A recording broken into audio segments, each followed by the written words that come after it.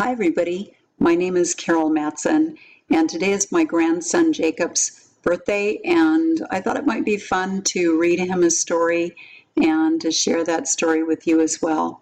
So I'm going to be reading The Velvet Rabbit, and this story was written by Marjorie Williams, and this particular book was beautifully illustrated by Donna Green.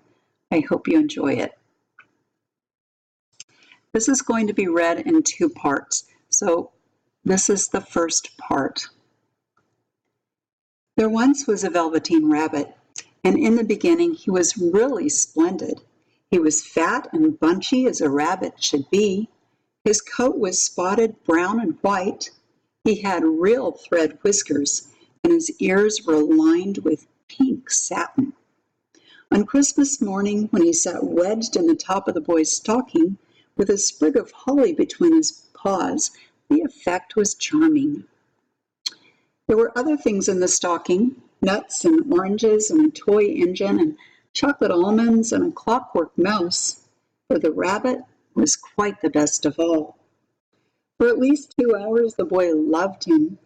Then aunts and uncles came to dinner, and there was a great rustling of tissue paper and unwrapping of parcels, and in the excitement and all the look of the new presents, the Velveteen Rabbit was forgotten.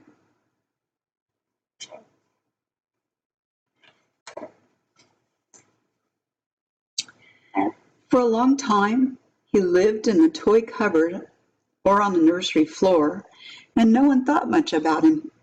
He was naturally shy, and being made only of velveteen, some of the more expensive toys quite snubbed him. The mechanical toys were very superior and looked down upon everyone else. They were full of modern ideas, and they pretended they were real. The model boat, who had lived through 2 seasons, had lost most of his paint. He caught the tone from them and never missed an opportunity of referring to his rigging in technical terms. The rabbit couldn't claim to be a model of anything, for he didn't know that real rabbits existed. He thought they were all stuffed with sawdust like himself, and he understood that sawdust was quite out of date and should never be mentioned in modern circles. Even Timothy, the jointed wooden lion who was made by the disabled soldier and should have had broader views, put on airs and pretended he was connected with government. Between them, all the poor little rabbit was made to feel very insignificant and commonplace. The only person who was kind to him at all was the skinned horse.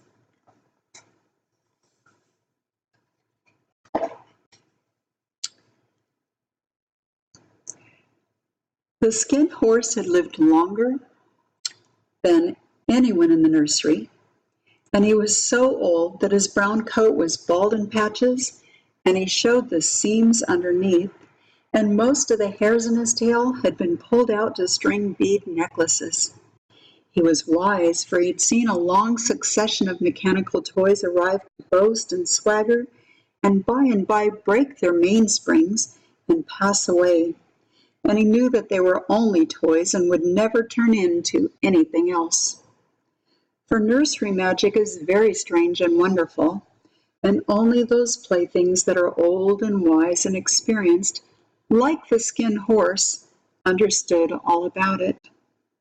"What is real?" asked the rabbit one day when they were lying side by side near the nursery fender before Nana came in to tidy the room. "Does it mean having things that buzz inside of you and stick out your handles?" "Real isn't how you're made," said the skinned horse. "It's a thing that happens to you. When a child loves you for a long, long time, not just to play with, but really loves you, then you become real." "Does it hurt?" asked the rabbit. "Well, sometimes," said the skinned horse, for he was always truthful. "When you are real, you don't mind being hurt." "Does it happen all at once, like being wound up?" he asked, "or bit by bit?" "It doesn't happen all at once," said the skinned horse. "You become. It takes a long time. That's why it doesn't often happen to people who break easily or who have sharp edges, or who have to be carefully kept.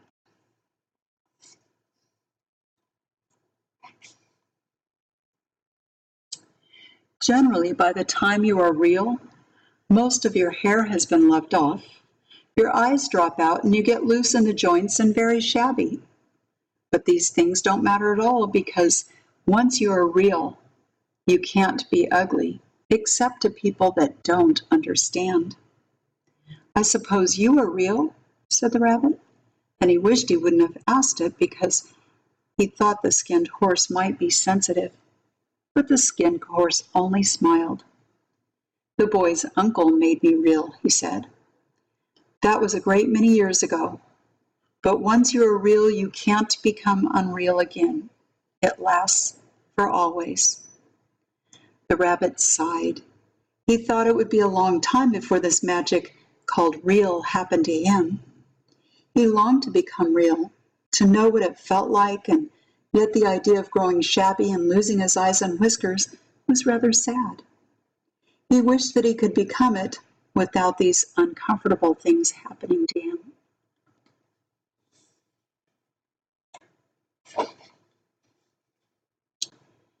There was a person called Nana who ruled the nursery. Sometimes she took no notice of the playthings lying about, and sometimes, for no reason whatsoever, she went swooping around like a great wind and hustled them away in cupboards. She called this tidying up, and the playthings hated it, especially the tin ones. The rabbit didn't mind it so much, for wherever he was thrown, he came down soft. One evening, when the boy was going to bed, he couldn't find the china dog that always slept with him. Nana was in a hurry, and it was too much trouble to hunt for china dog at bedtime, so she simply looked about. Seeing that the toy cupboard door stood open, she made a swoop. "Here," she said, "take your old bunny. He'll do to sleep with you." And she dragged the rabbit out by one ear, put him into the boy's arms. That night, and for many nights after, the Velveteen Rabbit slept in the boy's room. At first he found it rather uncomfortable, for the boy hugged him very tight, and sometimes he only rolled over on him, and sometimes he pushed him so far under the pillow the rabbit could scarcely breathe. He missed it too, those long moonlight hours in the nursery when all the house was silent, and his talks with a skinned horse.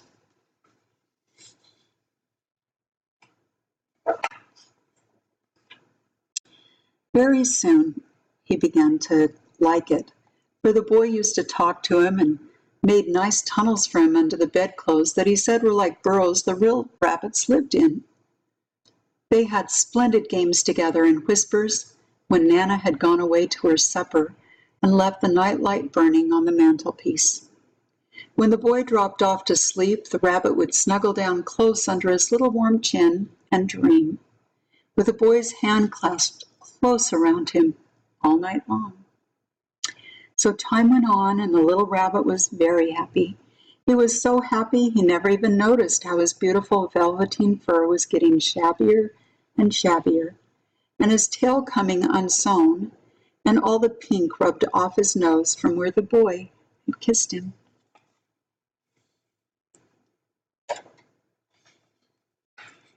And there's a cute picture of the boy with the rabbit.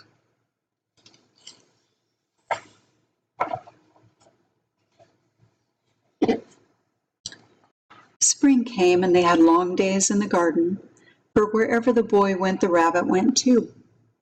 He had rides in the wheelbarrow and picnics on the grass and lovely fairy huts built for him under the raspberry canes behind the flower border.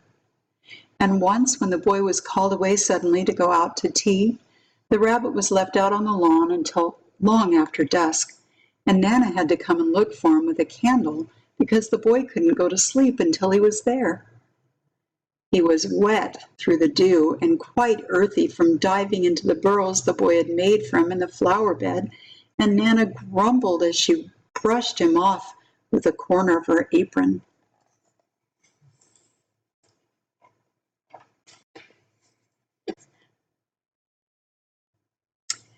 "You must have your old bunny," she said. "Fancy all that fuss for a toy." The boy sat up in bed and stretched out his hand. "Give me my bunny," he said. "You mustn't say that. He isn't a toy, he's real." When the little rabbit heard that, he was happy, for he knew that what the skin horse had said was true at last. The nursery magic had happened to him. He was not a toy any longer. He was real. The boy himself said so. That night, when he was almost too happy to sleep, so much love stirred in his little sawdust heart that it almost burst. And into his boot-button eyes that had long ago lost his polish, there came a look of wisdom and beauty, so that even Nana noticed it the next morning when she picked him up and she said, "I declare if that old bunny hasn't got quite a knowing expression."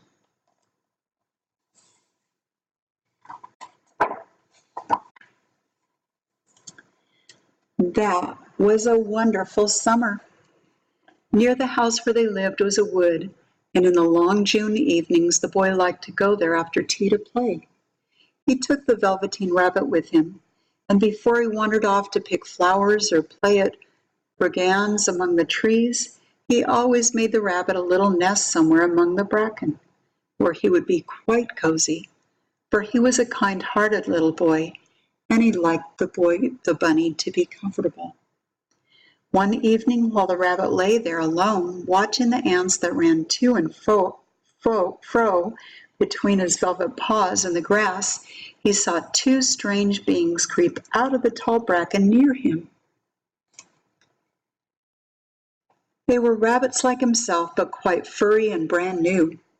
They must have been very well made, for their seams didn't show at all. They changed shape in a queer way when they moved. One minute they were long and thin, and the next minute they were fat and bunchy, instead of always staying the same like he did. Their feet patted softly on the ground, and they crept quite close to him, twitching their noses, while the rabbit stared hard to see which side of the clockwork stuck out, for he knew that people who jumped generally have something to wind them up. But he couldn't see it. They were evidently a new kind of rabbit altogether. They stared at him, and the little rabbit stared back, and all the time their noses twitched. "Why don't you get up and play with us?" one of them asked. "I don't feel like it," said the rabbit, for he didn't want to explain that he had no clockwork.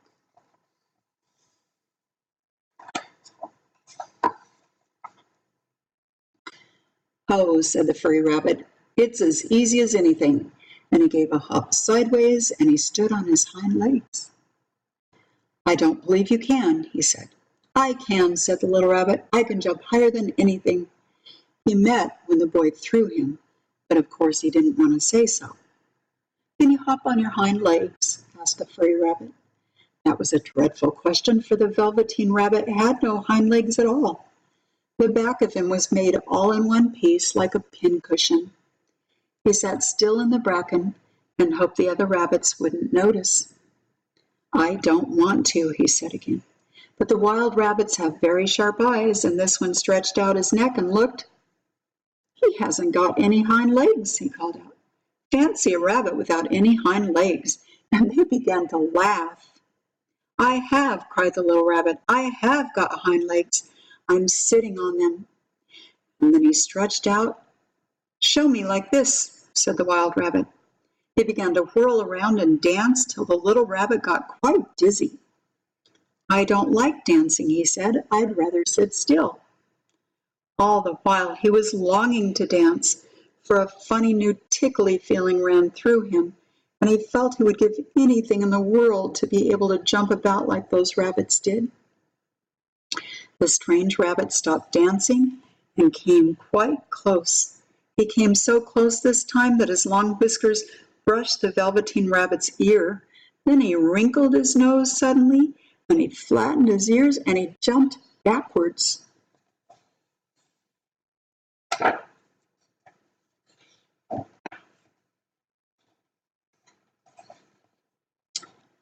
"He doesn't smell right," he exclaimed. "He isn't a rabbit at all. He isn't real."